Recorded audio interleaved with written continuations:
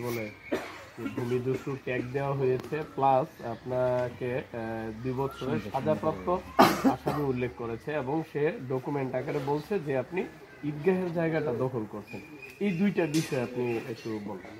আমি আপনাদের সামনে চ্যালেঞ্জ দিয়ে বলতে চাই যে ও তো মিথ্যাচার করে আজকে সমাজে বিচরণ করতেছে।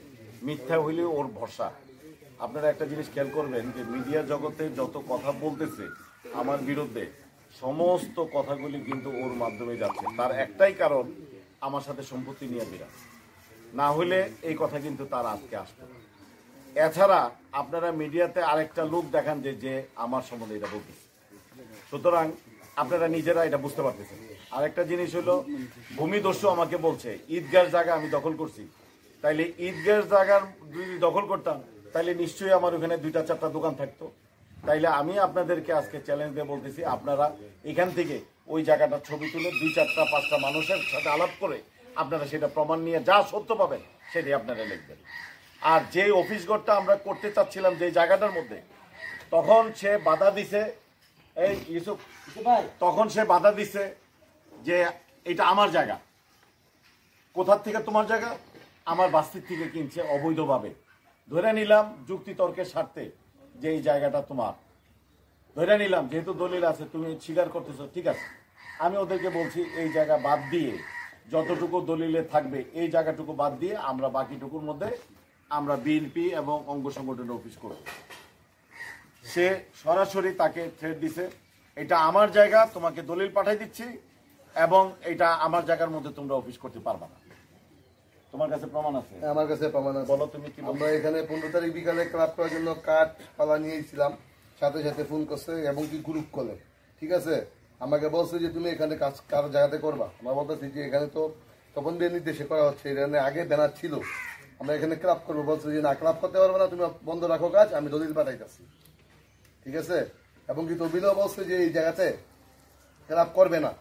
আমি বলছি যে ভাই আপনি তো বলছেন এই জায়গাতে ক্লাব করবেন, সে বলতেছে যে না আমি যে এই জায়গায় করবো তোমার কি বলছে। আমরা বলছি যে অন্য জায়গায় করবো। ঠিক পরের দিন, একদিনের ভিতরে সেই জায়গাতে ক্লাব করে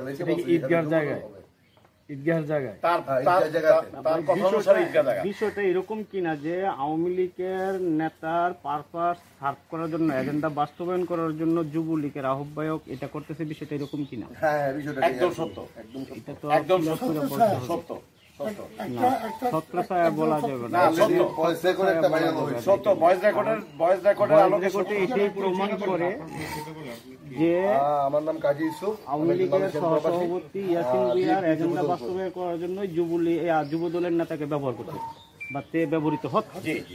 সত্য, এই কথাটি আমরা জানতে চাচ্ছি। এখন আপনার চাওয়াটা কি শেষ পর্যন্ত? আমার চাওয়াটা হইল, আমি যেটা চাই, আমি যেহেতু বিএনপি করি, আমার একটাই কথা, দুইটা কথা। একটা হইলো যে এই এলাকা যারা বিএনপি করে তার মধ্যে আমাদের নবগঠিত ওয়ার্ড কমিটির সভাপতি হইলো বেনু। আমি প্রথম তাদেরকে সবাইকে জিজ্ঞেস করছি যে তোমরা কি এই যে ক্লাব করতেছি তোমরা জানো? বলতেছে আমি জানি না, এটা তার মুখের থেকে শুনে। ক্লাব বলা তো যাবে না, পার্টি অফিস, কিছু জানেন না। এখানে কারা করলো, কিভাবে করলো, এই বিষয়ে কি আপনাকে পূর্বে থেকে কোনো ধরনের ইনস্ট্রাকশন দেওয়া হয়েছিল?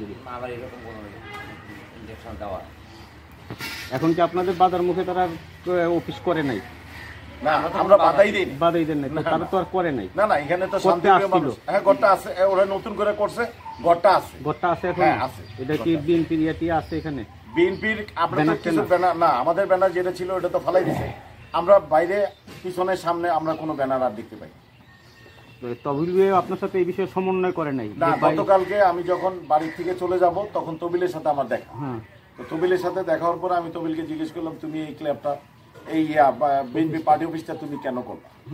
তো বললো যে আমি করছি আপনার জায়গাতেই করছি, তো করছি সবাই জন্য। আমি বললাম খুবই ভালো কাজ, তুমি সবার জন্য করছো। তো সবার জন্য করলে সবার সাথে আলোচনা করছো? কয় করছি। তাহলে কার সাথে করছো? কয় সবার সাথে। বেনুর কথা বললো, আরো যারা আছে তাদের কথা বললো। তখন আমি ওকে ওই তবিলের সামনে জিজ্ঞেস করলাম যে তুমি কি জানো? ও বলছে যে না, আমার সাথে কোনো আলোচনা করে। এটা তবিলের সামনে সে বলছে যে না, আমার সাথে এরকম আলোচনা করে নাই। এখন যেখানে অফিস গড়টা করছে এই জায়গাটা কি আপনার না তখন প্রসূত্রে মালিক হইয়া ইয়াসিন বিয়ার? এটা ইয়াসিন বিয়ার কোনো জায়গা নাই। জায়গা নেই। না। আর আপনার বাতিজি যে জায়গাটা বিক্রি করছে জি এই জায়গাটি আপনারা বন্টননামা করছেন, উনি তো আমরা যেটুকু জানি যদি একটা জায়গার মধ্যে 4 জন ওয়ারিশ থাকে, জি যদি আমি বিক্রি করতে হয় তাহলে বাকি 3 জনের সাথে আলোচনা করে আমার বিক্রি করতে হবে যে আমি বন্টননামা কোন জায়গা বিক্রি করবো, আমার কোন সাইডটা দিবেন। জি এমন আমার পছন্দ মতন হবে না, কারণ ওই 3 জন যদি আবার বাধা দেয় তাহলে তো হবে না। জি এখন জায়গাটা যদি পূর্বে পশ্চিমে হয়, আমরা যদি উত্তরে দক্ষিণে বন্ধ করি তাহলে সিরিয়ালে যাবে, জি কিন্তু আমরা তো একটা জায়গা নিয়ে বিক্রি করতে হবে, জি। দিক দিয়া বা চৌহদ্দি দিয়া এরকম ভাবে দিচ্ছি কিনা বা এটার মধ্যে আপনারা সম্মতি কিনা। আপনি কিন্তু একটা কথা বলছেন যে সে জায়গা পাবে, ঠিক আছে আমরা তাকে জায়গা দেবো। জি আপনার কথাটা ছিল যে বাকি ওয়ারিশ যারা আছে তাদের সাথে সমন্বয় করেই কেনার দরকার ছিল, যে উনি তো জায়গাটা বিক্রি করতে চাচ্ছে, জি। এখন আমি জায়গাটা রাখতে চাচ্ছি, এখন আপনারা রাখবেন কিনা বা আপনারা অনুমতি দেন কিনা। জি যদি এটা হইতো তাহলে আজকাল এটা হইতো না, হয়তো এটা আপনাদেরকে জানায় নাই, না জানায় সে এককভাবে নিতে এককভাবে নিতে, এখন আপনার বাতিজির পছন্দ মতো তো আর হবে না, পছন্দটা আপনারও তো হইতে হবে, কারণ উনি যদি সম্মুখ ভাগে বিক্রি করে তাহলে পিছন ভাগে আপনারা থাকলে আপনাদের প্রতিবন্ধকতা সৃষ্টি হতে পারে, তার যাতে বাকি 3টা অংশীদারেরও প্রতিবন্ধকতার সৃষ্টি না হয় ওইভাবেই বিক্রি করা উচিত। এখন এই জায়গাটা কি আপনাদের প্রতিবন্ধকতা সৃষ্টি করছে?